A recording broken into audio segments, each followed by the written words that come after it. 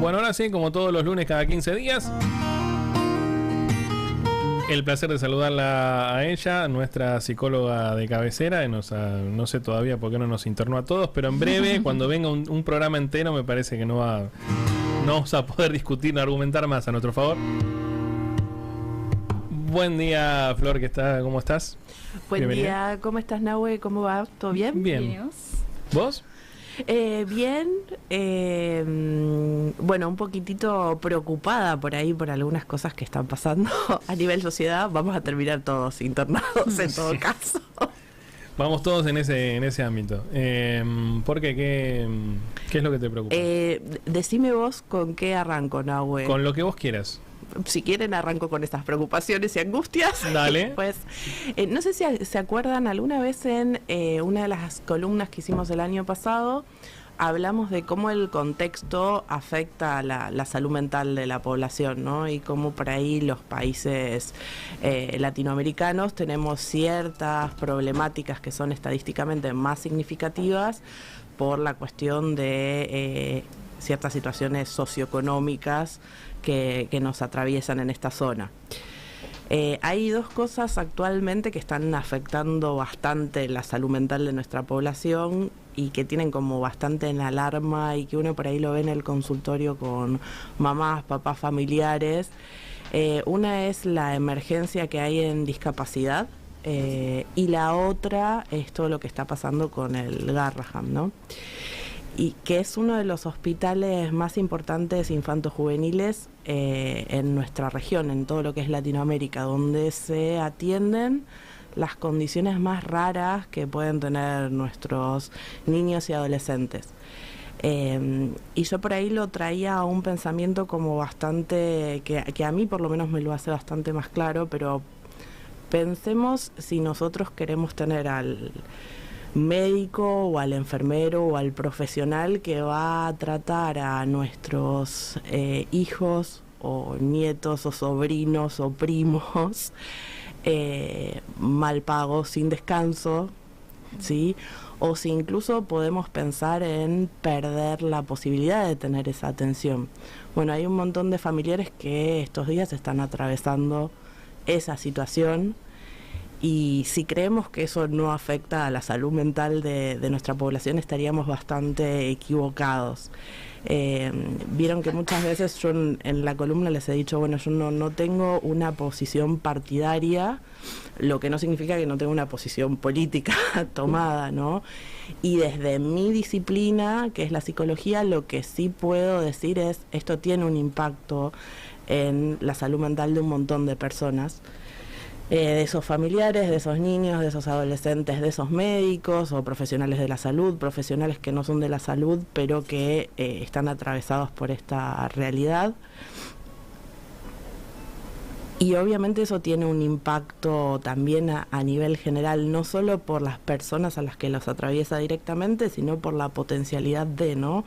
Y si nos quedamos con este recurso que es público, o sea, si nos quedamos sin este recurso que es público y si alguna vez nos pasa algo, y eso sí aparece en el consultorio, y eso habla, por un lado, de la hermosa sensibilidad que tenemos como seres humanos y como sociedad, por otro lado, de las implicancias que tiene a nivel de la salud mental general, que todo el tiempo estemos bajo el alerta de esto que hasta ahora está y que viene como tratando de funcionar con lo mínimo indispensable, puede dejar de estar, ¿sí?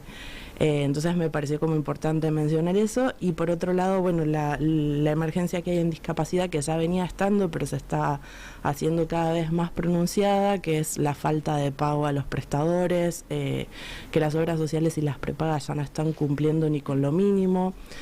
Ya hace un par de años por ahí los prestadores venían teniendo que facturar, como pasar más sesiones de las que tiene una persona, no sé, en una semana para poder cobrar lo mínimo. Ahora ya ni siquiera eso. Y entonces por ahí las familias que pueden abonar en privado tienen acceso para sus familiares a los tratamientos y apoyos que sean necesarios, y quienes no pueden abonar eso en privado no tienen ese acceso. Y eso también genera una desigualdad terrible y obviamente a nivel salud mental afecta, porque imagínense esos familiares que dicen: yo le tendría que estar pudiendo dar de alguna manera este tratamiento a mi hijo, a mi nieto, a mi familiar, y no puedo, ¿sí?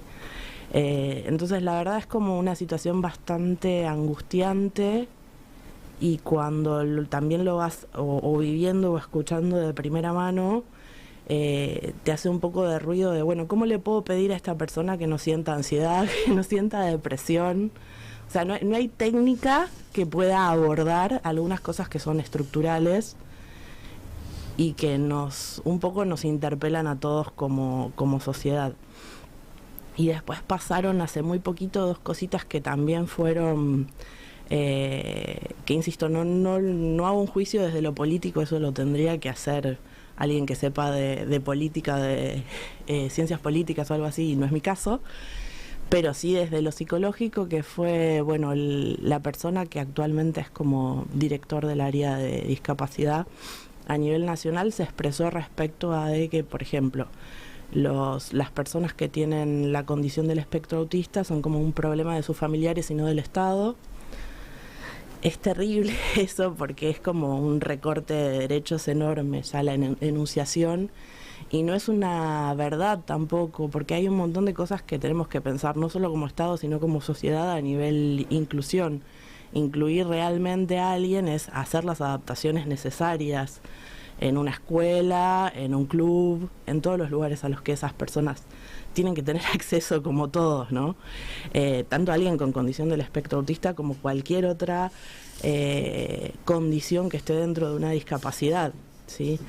Y no podemos decir que es solo una cuestión de la familia, porque sería como aislarlos de todo lo demás. Y otra cosa que sucedió, que también fue como muy fuerte y por ahí habilita después como a muchísima violencia desde ese lado, me resulta a mí un poco preocupante, es que el presidente publicó como un meme en el que hay un niño con la condición del espectro autista que es activista, y un poco el meme lo expone y burla esa situación. Y digo, si habilitamos desde las personas que más poder tienen y que se supone que guían como un poco la conducta de nuestro país, que eso se puede hacer, ¿cuánta violencia podemos estar habilitando a nivel social? ¿Sí? Entonces, insisto, si bien no tengo una cuestión partidaria, lo diría, lo haga quien lo haga, me parecen algunas cosas que están generando mucho sufrimiento y que no ayudan en nada a que estemos mejor a nivel salud mental. Probablemente si no nos vamos a tener que internar todos. Vamos todos camino a eso. Adhiero totalmente. Y podría agregar, si me permitís, que también prestemos atención siempre, cuando lo tenemos y cuando no, y cuando peligra y cuando no también, ¿no? Porque cuando estuvo tampoco es que funcionó 10 puntos, ¿no? Entonces, tratamos de prestarle atención siempre. Me pasa lo mismo con las luchas de los docentes. Las escuelas están mal siempre, ¿no? Cuando cobran bien están bien y cuando cobran mal están mal, digo, ¿no? Entonces, como padres, como ciudadanos, tratemos de prestarle atención un poquito más a todo en general, todo el tiempo, ¿no? Y después, cuando pasan este tipo de cosas, sabemos lo que está mal o lo que está bien. Pero bueno, habrá que ver cómo avanza esto. Ojalá que no avance para mal, digamos, ¿no? Más que nada en este particular caso, lo que está en jaque es un hospital que es reconocido a nivel internacional como uno de los mejores, y sería una lástima que echemos a nuestros profesionales porque no le damos la oportunidad de desempeñarse acá, que bastante bien lo hacen con 600.000 pesos en el bolsillo, ¿no? Sí, ni hablar que, o sea, salud y educación son como 2 de los pilares de la salud mental en general. O sea, nosotros sin esas 2 cosas, lo más probable es que todos estemos bastante condenados a padecer ciertas condiciones. O sea, son 2 de los factores que más son indicadores y predictores de buena salud, contar con eso. Totalmente.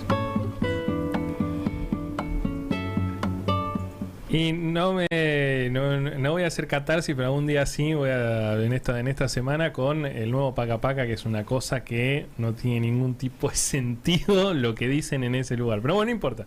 Ahí sí, me internan a mí directamente gritando. Bueno, entramos en materia. Hoy, tema de hoy. Tenemos dos temas. Si quieren, arranco un poco por lo de la salud mental de los adolescentes y el tema de la depresión en los adolescentes, porque también me parece que tiene que ver con esto que arrancamos. Y después, si llegamos, tengo algo de narcisismo y si no, lo pateamos. Bueno, dale, no pasa nada. Bueno, primero por ahí lo que hay que tener en cuenta es el tema de, en la adolescencia, el ser humano está en un periodo de transición y de reedición de su identidad, ¿no? Estamos tratando de entender quiénes somos, qué hacemos en el mundo, cómo vemos el mundo, de separarnos de nuestros padres. Estoy siendo muy rápida y reduccionista, ¿no? Porque por ahí hay materias de un año para hablar de adolescencia, pero a grandes rasgos. Uno es muy permeable porque está buscando nuevas identificaciones que no sean esto, nuestros padres, que en la niñez son como... Yo lo resumo en padres, pero hablo de cuidadores, ¿no? Quizás nos crió nuestra abuela y en la niñez es lo más grande que hay.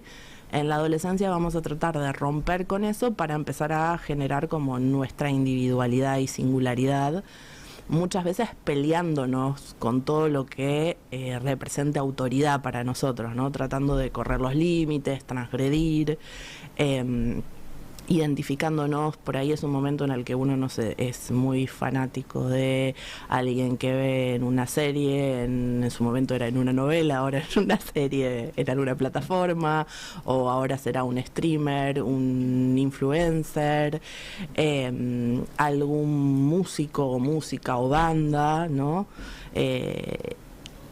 Y empezamos a tratar de constituir lo que nosotros vamos a hacer a futuro.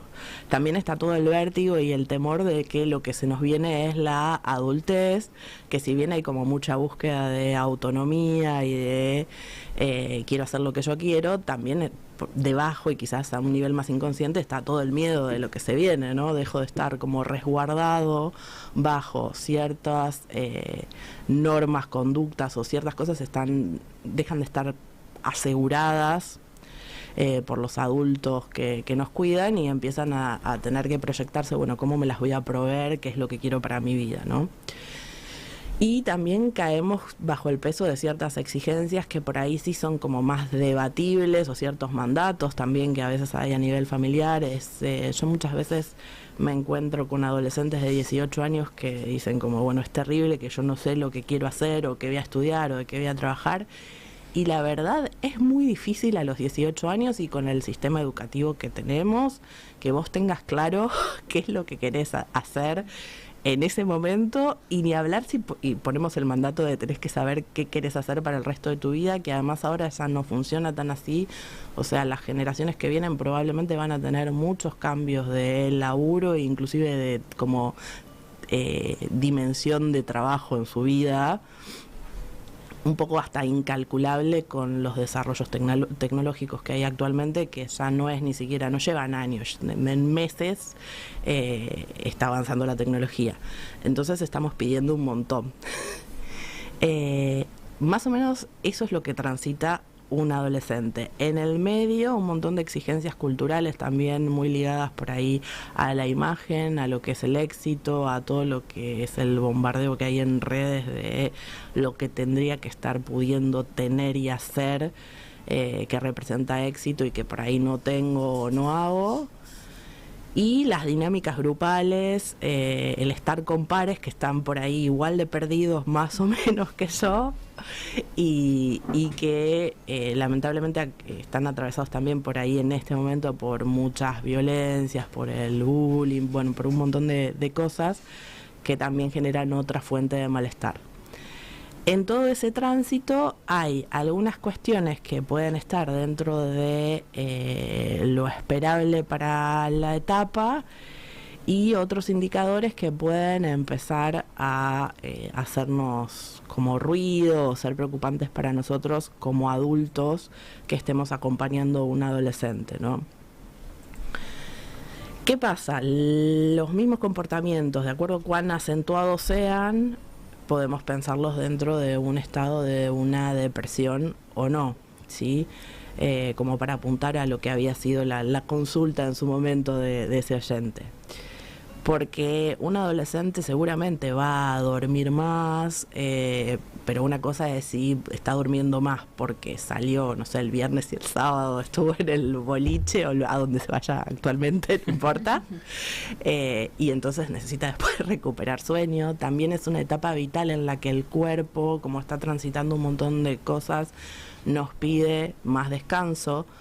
Pero una cosa es si eso es más descanso y después es una persona que tiene ganas de hacer cosas, que más o menos va a la escuela con un cierto entusiasmo, aunque sea de ver a sus amigos, no sé si por los contenidos escolares necesariamente, o que va a un club, hace un deporte o X actividad, no sé, le gusta la música, toca la guitarra, hace cerámica, lo que fuese, tiene ganas como de hacer y de conectarse con otros. Otra cosa sería si empezamos a ver un adolescente que permanentemente está en casa, aislado, sin hacer nada. Ahí a veces también es difícil dilucidar porque como está muy instalado todo lo que es tecnología, habrá personas que realmente están como muy metidas, no sé, con ser gamers y están jugando, pero el estado de ánimo está conservado. Y otras veces que quizás eso es una manera de evitar o evadir las angustias y los malestares, y mucho de eso habrá que poder ponerlo en palabras y conversarlo en casa. También en la adolescencia es común que haya cambios en el apetito, puede ser de que haya de comer menos o de comer más, pero también veremos si tiene que ver con, uy, sí, no sé, ayer salí, ahora estoy muerto de hambre y me quiero clavar una hamburguesa, o si tiene que ver con cuestiones de la imagen y no sé, estoy recontra cuidándome porque tengo que ir al gimnasio para tener tal músculo desarrollado, o porque tengo que estar así de flaca para parecerme a, o para que me entre X cosa. Ahí, insisto, es como muy finito porque son características que se dan en cualquier adolescente y de acuerdo a por qué significados estén atravesados van a caer dentro de algo que me puede tener que preocupar para hacer una consulta o no, ¿sí? Después suele haber mucha cuestión de dificultad, ¿no?, con lo que es la sensación de vacío existencial. Es un momento de gran encuentro con el vacío existencial. A algunos adultos no se nos va nunca, pero la adolescencia es un gran momento en el que uno se está como cuestionando todo, lo propio, lo ajeno, y también tendremos que pensar, no sé, eso genera que, no sé, yo quiera con mi escuela armar un centro de estudiantes. Bueno, está dentro de lo esperable, la verdad. No podemos decirle nada a ese adolescente, está siendo un adolescente. Ese vacío existencial genera que yo me quede sin hacer nada, aislado, solo en casa. Bueno, capaz nos tiene que hacer ruido también, ¿sí? ¿Qué va a ser fundamental? Tratar de instalar el diálogo. ¿Está bueno esperar justo a la adolescencia para instalar el diálogo? No. En general, lo que te conviene es tratar desde la niñez ir instalándolo, porque después ese es un momento, no digo que no se pueda, pero que se pone más difícil. O sea, lo más esperable es que los adolescentes renieguen un poco de hablar con sus cuidadores o con su autoridad, ¿no? Justamente por esto que la búsqueda es transgredir. Suelen tener los adolescentes cambios bastante pronunciados de estado de ánimo, sí. ¿Qué quiero decir? Por ahí estaba re contento y no sé, me enteré que una amiga no me invitó a un evento que va a ser y me pegó fuerte la tristeza. Y está bien que así sea. Ahora también, ahí en esto de estos cambios pronunciados del estado de ánimo, por ahí lo importante sería ver cuánto dura ese cambio en el estado de ánimo, realmente cuán pronunciado es, porque una cosa es estoy re triste y lloro y digo no voy a hablar más con esta persona, pero después, no sé, a la semana me siento a hablarlo, que sería lo más saludable, o nada, recurro a, por ejemplo, una autolesión para regular esa emoción. Ahí sí o sí necesito consultar, ¿sí? Si hay alguna otra cosa que por ahí nos tiene que preocupar es si hay pérdida de interés en actividades que antes me encantaban y de un día para el otro como que dejo de conectar con eso. Eso también se puede primero intentar charlar, pero si no sería como otro indicador para decir, bueno, esto lo tendríamos que consultar por ahí con un profesional. ¿Qué va a pasar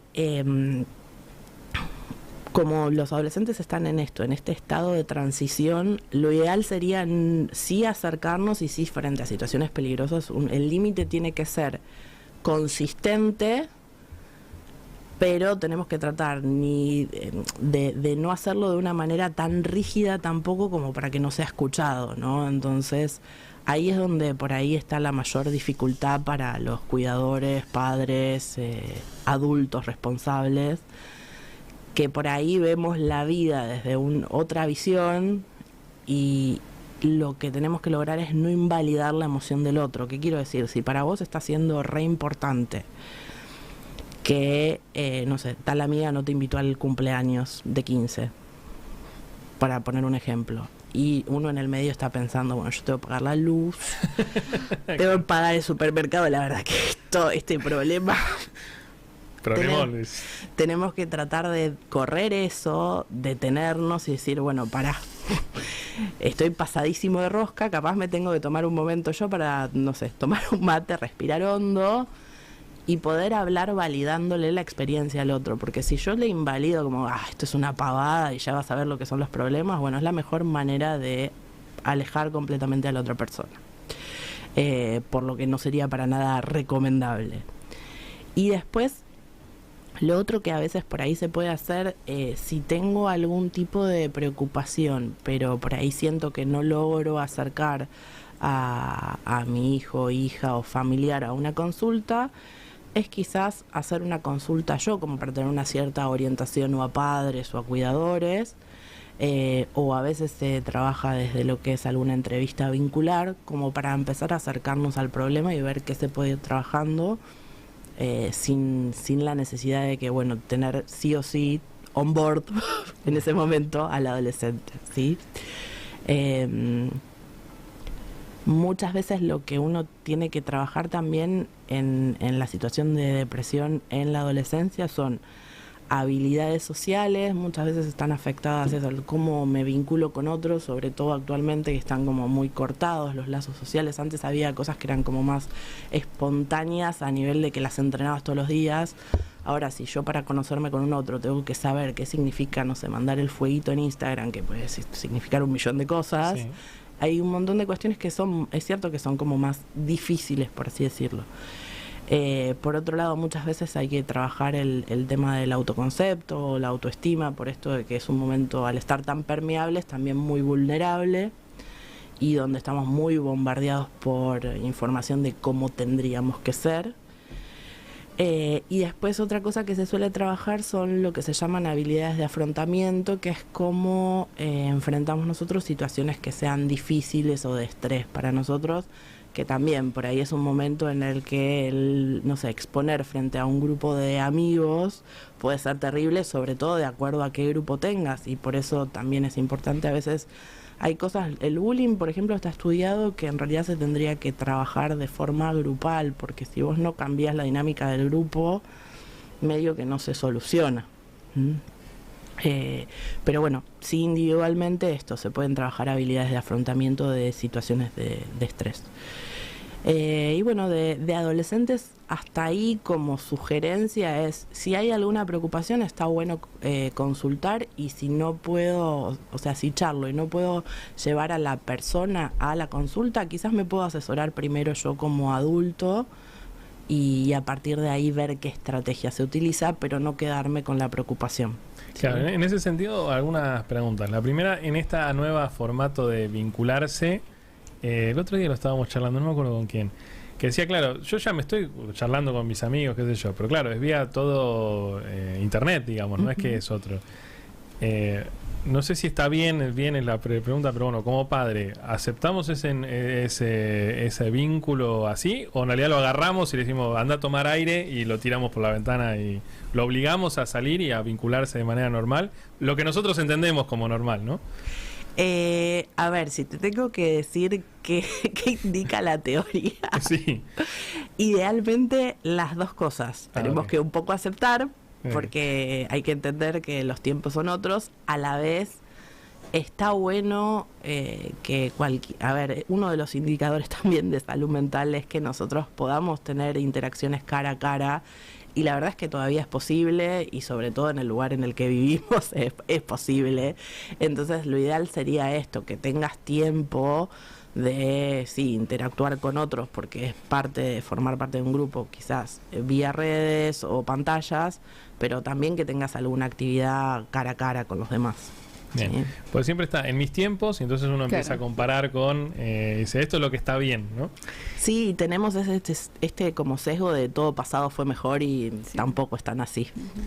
Y en caso de, bueno, arranqué tarde con el tema del diálogo, digamos, ¿no? Ahora mi chico tiene 15, 16 años y tengo ganas de empezar a enterarme un poco de las cosas y me parece que hay algún tipo de, más allá de, pues si le digo que vamos a terapia, no me va a decir que no, digamos.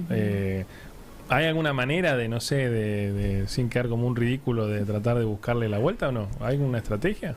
Sí, yo creo que la primera estrategia es tratar de buscar algo de lo que sea del interés del adolescente, con lo que nosotros genuinamente podamos conectar. De las otras cosas preguntaremos, pero también se va a notar mucho si yo, no sé, a mí no me interesa para nada los jueguitos y trato de, bueno, ahora explícame qué estás haciendo con el Counter-Strike, a ver, se va a notar y esa hipocresía tampoco va a funcionar. Entonces por ahí es buscar del rango de posibilidades que haya algo con lo que yo genuinamente pueda conectar, o inclusive, no sé, mostrarme qué música te gusta y yo también te muestro algo, y ir por ahí, ni tenemos que ser como los mejores amigos, porque no somos los mejores amigos, ni tampoco que se genere una distancia tan abismal que es como no entiendo nada de lo que a vos te gusta y esto no entiendo por qué esto te gusta y no me interesa, ¿no? Claro. No digo que sea algo fácil, e insisto, también eso está atravesado por el contexto. Obviamente uno como adulto tiene 200 preocupaciones en la cabeza y siente que no le queda ni tiempo ni resto de energía para abordar algunas cosas, pero bueno, son importantes y cada uno va haciendo lo que puede. Y obviamente esto pensando en alguien donde no estamos teniendo una preocupación grande, como les decía, si hay alguna conducta de riesgo o algo que nos preocupa mucho, aunque sea quizás nosotros como adultos hacer la consulta y frente a la situación que describamos, que se nos den estrategias específicas de por dónde o, che, estate atento a esto. ¿Sí? Incluyendo, porque bueno, ahora es más permeable el tema adicciones y ese tipo de situaciones, ¿no? Bueno, el tema consumo sí, y ahora también vieron que la ludopatía está arrancando de muy chicos. Hay chicos de por ahí 11, 12 años con cuestiones de ludopatía bastante graves. Entonces sí, ahí estar como bastante alertas y bueno, quizás primero a veces es consultar nosotros y a partir de ahí que nos den como alguna estrategia o curso de acción. No son cosas fáciles, pero siempre algún curso de acción vamos a tener si consultamos a profesionales. Nos va a quedar el segundo tema pendiente para la columna que sigue, pero bueno, ¿dónde te seguimos? ¿Dónde te encontramos? En Webturno estoy como María Florencia Durante, y si no en Instagram como Link María Flor Durante, y bueno, cualquier cosa me pueden encontrar ahí, o consultitas pueden dejar también a ustedes para acá, que prepare otras cosas. @no_para tanto, nos escriben en el chat, cualquier cosa que necesiten charlar, nosotros lo charlamos. Ella lo charla, nosotros escuchamos. Flor, como siempre, muchísimas gracias. Gracias a ustedes. Florencia Durante, nuestra psicóloga de cabecera, pasando por los estudios de CNN Radio. Ya están los chicos de 5 bajo cero. Perdonen los minutitos de demora. Pausa y venimos. Si vives cada día tu vida como si fuera el último, algún día realmente tendrás razón. Steve Jobs, personaje recomendado por No es para tanto.